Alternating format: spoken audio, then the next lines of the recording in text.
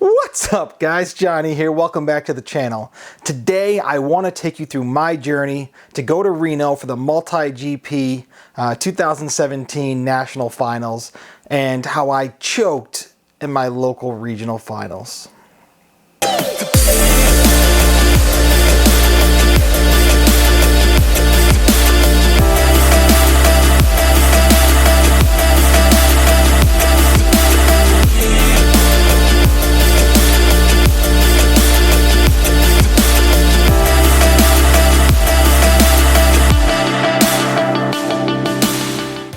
So guys, you've probably noticed I haven't been around too much. I haven't put out a lot of videos, and there's a really good reason for that, at least according, in my opinion. And that's that I've been solely focused on the Region 3C finals. I don't have a ton of time between work and family life, and so whenever I got 15 minutes here, half hour there, 45 minutes, maybe even an hour, I wanted to put that towards preparing for the Region 3C finals. So this past Saturday was the Region 3C finals, and for about the 2 weeks leading up to that, I was always focusing on how I was going to do well at this event. Now, I started doing things like I installed Velocidrone. I've been trying to get a lot of practice time in on there. I was using that to really learn the track, learn, what turns go where, learn what lines work well. I know it's not perfectly realistic, but I can fly that in my house at night when I can't go out and fly. It was a way to get familiar with that track.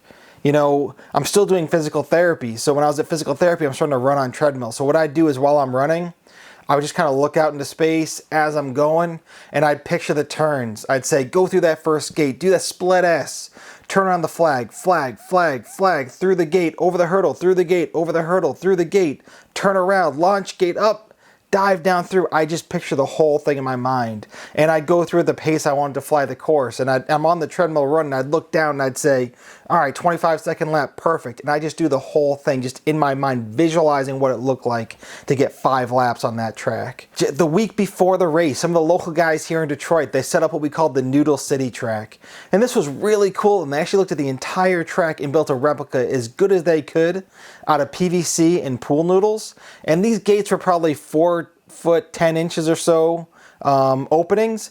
So it was a much harder track than the real track, because the real track has 6 foot by 7 foot openings. But we had the real thing to practice on. I was able to put a few batters through that, and it felt pretty good.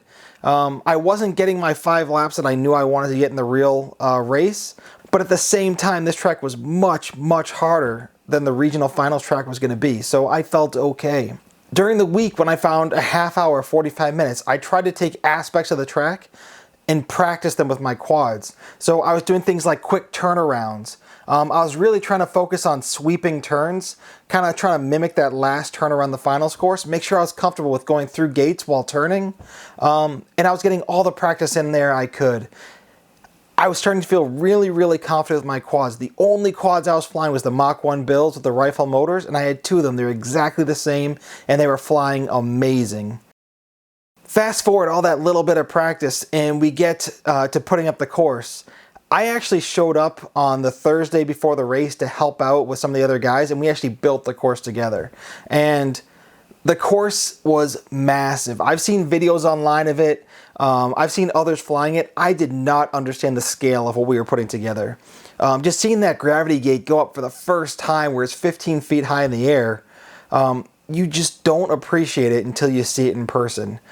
It was quite the undertaking to put it together, and we had 4 guys building that track, and it took us about 9 hours to put together. But at the same time, because we put it together, we had to rip a few packs through it. And let me tell you, this track it was so much easier than the Noodle City track. I had a timing device with me. I was able to put through 5 laps every single time on that track. It felt like clockwork. It felt, I don't want to say easy, but it felt almost routine. That day practicing, I think I put through 9 batteries, and 8 of the times I had my 5 laps. I just had a ton of confidence going into the next day where we had full day practice with everyone else. So fast forward to the next day, and things didn't go quite as well as it did the day before. I started having a few more crashes here and there, but things really took a turn for the worse for me when I flew my quad right into a metal pole. Now, one thing we didn't realize until we got the pieces to put this course together is the entire thing is made out of metal. Now, that's great from an organization standpoint and from managing the race because you're not going to break this course. You're going to break your quad when you hit it, not the course. And that was good for the race, but at the same time, if you make a mistake and hit the metal, you could be in for a lot of trouble. And during one of my practice runs, I did just that. I slammed right into that pole. I wound up destroying one of my arms, one of the normal size Mach 1 race arms. I wound up destroying one of the motors. And at the time I didn't have spare motors, I only had the motors between the two quads. So after putting all that back together, after building a second quad with the old Hyperlite motors that I used to use before, I thought I was going to have two quads ready to go. And I just started having more and more issues. During practice, I was having an issue where my camera would go to like really weird colors. I was having issues where if I gave it too much throttle, the camera would go really blurry and it would just cut out. So anyway, I wound up spending about 2 hours rebuilding those quads, replacing the motors. I had to replace ESCs if I remember correctly. I rebuilt the other one with the Hyperlite motors. I got those things back up and running and I was able to put them on the track.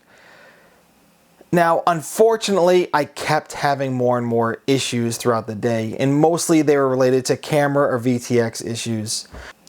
So anyway, after I was able to get back out there, I started having a really weird issue with my quad with the Hyperlite motors, which was my best flying quad, which was that if I gave it too much throttle, the screen would go to static. And at first, when it first happened, I thought that my quad was basically shutting down and rebooting.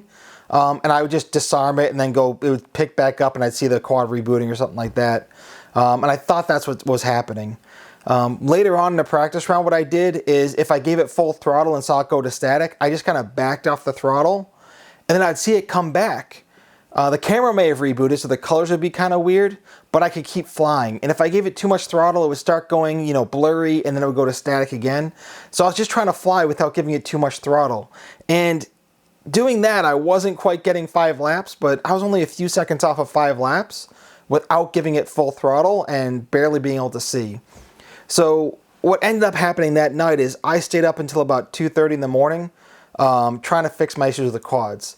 The thing I didn't mention is my other quad, it would fly, but then it would just fall out of the sky on me basically. I could hover it around no problem. If I try to punch out, it would just give me a spiral of death. And that just took me forever to diagnose. Now, some of these things may sound like I'm making excuses or I'm blaming other things for my performance in the race, and that's not my intent.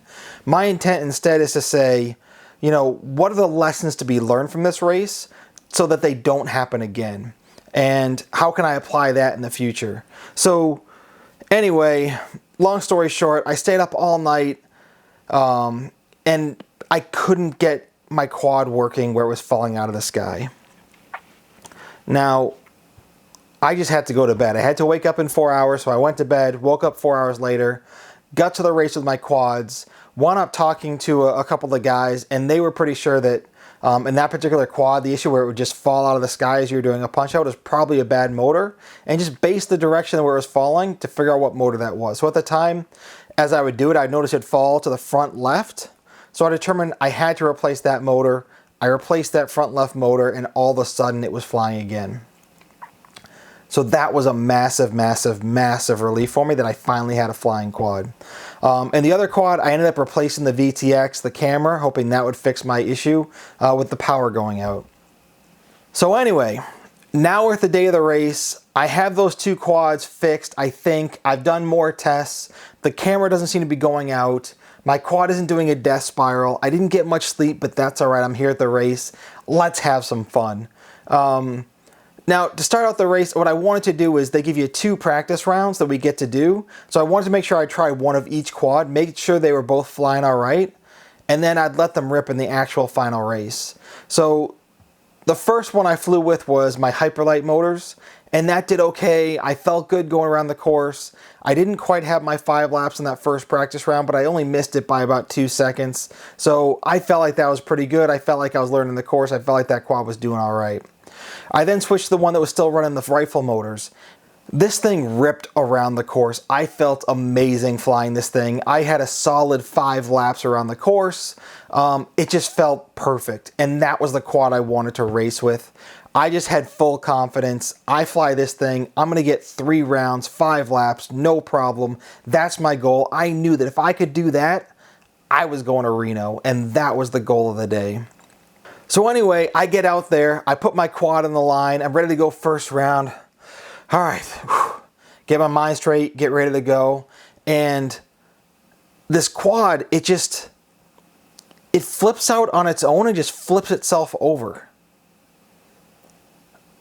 I've never really seen that behavior from a quad before. I don't entirely understand what would cause that problem. But it was really, really strange. Now, given that we were all lined up for the race, I ran over, grabbed my other Hyperlight motor quad, brought it over, swapped them out, and decided to run that one instead. And through the first round, even just, frantically changing out that quad and running, I got my 5 laps. I felt good. At that point, I had 5 laps on both of my 2 quads. I had confidence. I knew how to get it done. I was on my way to victory, and it was time to shine. Unfortunately, that wasn't the end of the issues I was experiencing in that race. The biggest issue I was having was actually video issues. And I can deal with a little bit of breakup. That's not going to bother me too much. But the issue I was really having during this race is as I was flying, in my Fat Shark goggles, I'd have a scrolling view. And so what would happen is as I was going through a gate, my whole window would scroll up in viewport. And now what ends up happening is as it comes through, what used to be the top of the gate is now at the bottom of my screen. And so it looks like I'm above the gate, but I'm actually within it. And it really starts to mess with your head. And I noticed I just started hitting into gates and things because I couldn't tell where I was. And that was really, really, really frustrating. So what I will say is, to fast forward, I had that issue throughout the race, and I just was trying to train myself to ignore it. But I'm also going to do something about it. Now, I think I made the mistake of upgrading to the 3.5 firmware for the Furious TrueD V3s. Not that I think there's necessarily something wrong with that firmware, but I shouldn't have been making changes with only a week before the race. Now, it didn't have any problems in practice, but at the event itself, I was having issues I hadn't seen before, like that scrolling window. I shouldn't have messed with things which worked at prior events. Now, going forward, everyone tells me that the LaForge module works better for racing. It blocks out others better. It never has scrolling windows. It works better when you plug into ground stations. You don't get all this garbage all over your screen. We have to pull the module out to use a ground station. So going forward, I'm going to be flying the LaForge module. I'm not going to mess with the TrueD anymore. I just need the best picture possible. Vision is so important while racing. Anyway, fast forward, round 2, I start hitting gates, crashing. Luckily, I didn't crash out, and I still got around the course, and I still got my 4 laps. Round 3, same thing, hit some gates, crashed. I actually had one of my buddies, he actually mid-aired with me in the middle of the race, took me down. I was able to get back up, get back in the race, still get my 4 laps. Worst case scenario, I'm now getting 13 laps. But I still have 2 more chances to get those 5s. I'm feeling a little bit less confident, but I'm still going to go for it. Now, I did mention at this point, I only have 1 working quad. My other quad, as it's going, will just fall out of the sky. It's just flipping itself over. It's desyncing like crazy. I can't really trust it. Unfortunately, I started having issues with the 1 quad that was working well too. Now, that quad is actually right here with these Hyperlight motors. And I don't remember which one it is. I can probably try to find it, but it started having an issue where it would sound strange, but then the power delivery wasn't as predictable as I really like. So what I started noticing is, especially during the hurdles, I like to blip the throttle to jump up over the hurdle and go over it, but there were times where I'd blip the throttle and it wouldn't do anything almost. It would just like do a little motion and not the full motion. And I think what happened is one of these motors, this one right here, it doesn't spin right anymore. Like, see how it just stops? The other ones, they have this momentum. They're smooth spinning. Every other motor seems fine. This one just stops and dies. And I think that's the cause of why my power delivery wasn't quite what I expected. I think it went, tried to spin him up, it didn't get that thrust, compensated with the other motors, and it didn't feel right, it didn't fly right. And I remember during that 4th round, I was going into the hurdle, tried to blip it, it just went and smacked right in that hurdle, and my round was done. At the time, this was still my only quad, it's the one I had to run with. It still was feeling okay. I was getting decent times around the course. You know, I thought I could do it, and again, I crashed out in that last round. I think I finished with 3 laps in the 4th round, 1 lap in the last round, and I thought my dreams were done. I felt like I just completely choked. I had prepared so hard for this race. I was mentally there. This was probably the least nervous I've ever been on a race course. I could feel those 5 laps 3 times around, just no problem, and just I knew I choked. I choked under the pressure. Man, it still is just eating at me that I let that get away from me. Now, the good news is that even my 13 laps and the time I put up on my first round of 5 laps was good enough to get me close on the list, that when a few people backed out, I got my invitation to Reno. So the good news is I'm still going to Nationals. I still get to compete in Reno. I get to redeem myself. I get to prove myself around that course, and I'm super pumped and can't wait for it. Man, it feels good to be going to Reno. But the most important thing for me is to learn from these lessons. You know, also important is that when we go to Reno, we're going to be racing on concrete. So I had enough quad issues at this race.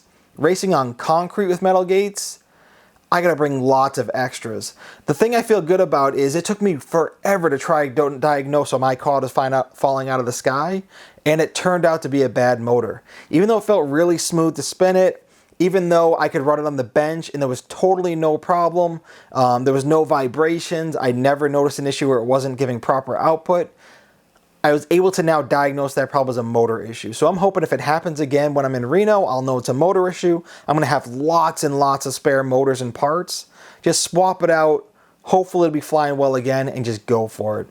So bottom line, just have lots of spare parts. I have more experience with things that can go wrong now. Hopefully I can diagnose and fix them sooner in my quads. Video issues, just get the best video you can. Right now, as I understand it, that's La Forge. Short of going to a ground station in Clearview, and that's what I'm going to do. Just no excuses, fix the issues, keep having my laser focus on the race, and just try to do better and better and better in every event. And I'm having a ton of fun. I absolutely love racing. I can't wait to go to Reno. Going to meet all sorts of great pilots, have some great competition. Hopefully I can do okay, reasonably well. But it's all gravy at this point for me. And just take those lessons I learned from this race, apply them to Nationals, and then keep applying them to future races. And I just can't wait to keep improving more and more and more, and taking you guys along for the ride. So anyway, you know, I really choked at that race. I know I could have done better. I had a lot of confidence. I let it slip away. Lessons learned for me. I'm going to apply it going forward. I hope you guys enjoy the ride, and I'm really having fun, and I'll catch y'all guys next time. Peace!